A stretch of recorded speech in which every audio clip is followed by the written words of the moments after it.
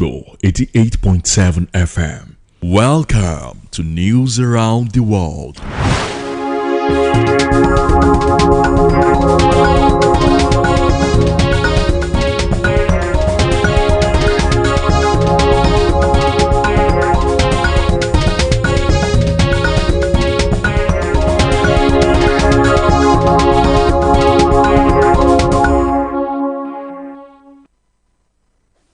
Good evening, welcome to News Around the World on Akojopo 88.7 FM Ibadan, the most listened to radio station. I am Wuraola Yusuf. The headlines: Federal government reclaims the 13 oil blocks for fresh bidding. Greater Manchester Mayor tells a top team to bring down cost of living. Africa Health Board urges United States to lift Uganda travel restrictions. Super Eagles hold 26th in FIFA rankings, drop to 4th in Africa. And now the details. The federal government has disclosed that 13 of the 50 oil and gas blocks offered under the 2025 licensing round will be returned to the licensing basket after failing to attract bids. The chief executive of the Nigerian Upstream Petroleum Regulatory Commission, NUPRC, Mrs. Orishameyiwa Yeson, disclosed this at the commercial bid conference in Abuja today. Under the licensing framework, successful bidders are selected through a weighted assessment of their signature bonus commitment, proposed work programs, technical competence, financial capacity, and performance guarantees with the aim of awarding the assets and investors capable of accelerating oil and gas exploration and production in the country. Parents and teachers play important roles in shaping the behavior and character of children. While schools are expected to maintain discipline to ensure effective teaching and learning, disagreements often arise over the extent to which teachers should be allowed to correct students. This has continued to spark conversations about the balance between discipline, child protection, and parental involvement. In this report, Akojopo FM News correspondent Aisha Oladeji examines public opinion on whether teachers should discipline students and how discipline can be carried out responsibly. Here is the report. The school is widely seen as a provider of formal education, which is an important process that each individual has to undergo in life to be successful in the future. Beyond academic learning, schools are also responsible for instilling moral value, good character, self-control, and respect for rules and regulations, which points that discipline remains a key factor in achieving educational goals and objectives, respectively. However, these goals and objectives cannot completely be achieved if parents oppose teachers' attempts to correct or discipline their children. To examine this issue, Akojopo FM News engaged parents whether teachers should be allowed to discipline their children while in school. Speaking with Akojopo FM News, parents explained how they react whenever teachers correct or discipline their wards. You can just be seeing all the attitudes that children do at home, and then you are not teaching them correctly. By the time you get to school, you will do the same thing. That is the reason why all children fear our teacher than our parents. In a separate interview with Akojopo FM News, a teacher highlighted the importance of discipline in schools, stressing that it is necessary for maintaining order, promoting respect for authority, and creating a conducive learning environment for all students. The proper way as a teacher to punish the students in this our generation is probably you can as well give the student assignments or put the students in order in such a way that you just explain some part of his or her error to her in a polite way. Educators further analyzed the right way to discipline students within school without exceeding professional boundaries. The students should not be disciplined in any way because, we have what we call corporal punishments. By the time you engage students in corporal punishments, the parents will not be happy regarding this. And if you are to discipline a student or a children in a school, you have to be very, very careful. Discipline is one of the ways our teachers used to control the habits of the students in the school. And it is quite unfortunate that this procedure has been limited to some extent in the school sector today. This means that many students have cultivated the habit that if any teacher should discipline them anyhow, they have the power and ego to call their parents or arrest even the teacher. The issue of disciplined children in schools continues to generate different opinions among parents, teachers, and other stakeholders, as many agree that discipline is necessary for effective teaching and learning.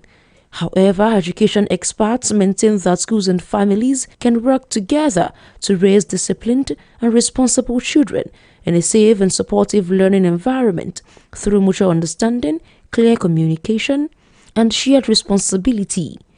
Aisha Oladeji, Agidigbo FM News. More young people in the ancient city of Ibadan are increasingly choosing self-employment over traditional office jobs as they seek a greater financial independence, flexibility, and opportunities for personal growth.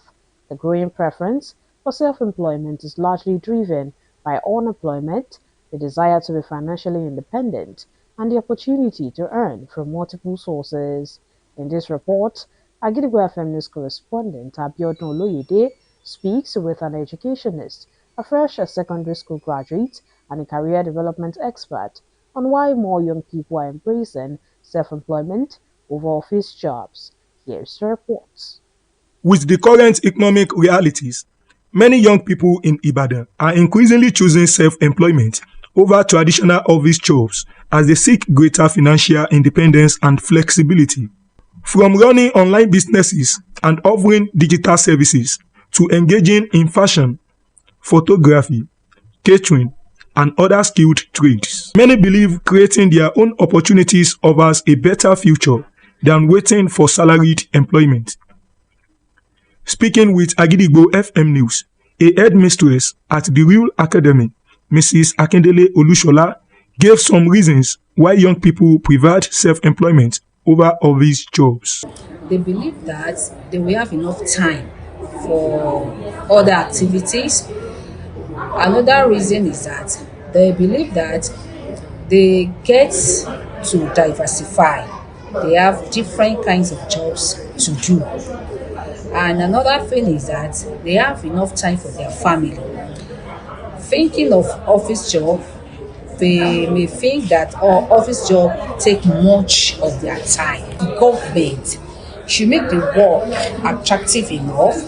Then whatsoever they are taking home, like their salary, their welfare package, should be attractive enough that whenever they are comparing it with whatsoever they are doing outside, they should be able to get something better. In an interview with Agidigbo FM News, a fresh senior secondary school graduate, Olasoye Daniel, emphasized more on the reasons why young people will always choose a self-employed over office jobs. I prefer self-employment. That will give me more money. That give me money, less stress to office job. I just sit down every day, that collecting money is until the end of the month, which I have to be borrow money. If I borrow money, there will be interest. They just collect interest.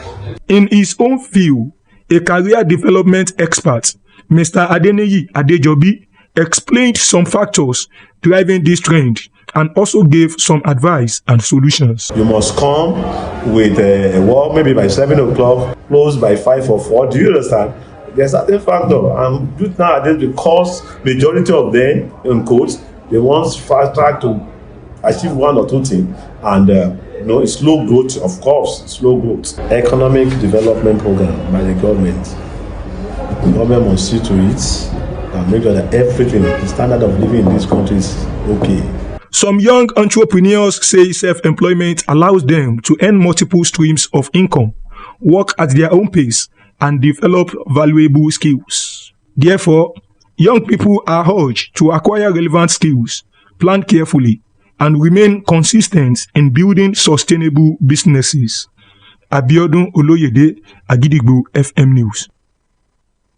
Now it is time to link up with our United Kingdom studio for the foreign news. News from Kuliamza Studio at Gidigbo FM, United Kingdom. I am Olushola Damilola, and the Boham has appointed his first cabinet, with the Prime Minister rewarding those who have been loyal to his takeover efforts. He has promised to pick his top team from all wings of the party in an effort to show he is trying to run a more inclusive administration. John Hurley, the former defense secretary who quit the government over lack of funding for defense investment plan, is the surprise appointment to the Treasury. Hurley, 66, is a steady and experienced force, having been an MP since 1997. And also served as Treasury Minister under Tony Blair. He studied political science at Cambridge University and was a journalist campaign director at the Trade Union Congress before entering Parliament. Meanwhile, Shabana Mahmood will keep a role in Boham's cabinet after being appointed Home Secretary by Keir Starmer last year and charged with driving through controversial immigration policies. And the Baham has begun his first full day as Prime Minister with an announcement to cut tax on electricity bills. VAT on electricity bill will be removed from 1st of October. The move is expected to take around £45 off yearly, according to Hofgem.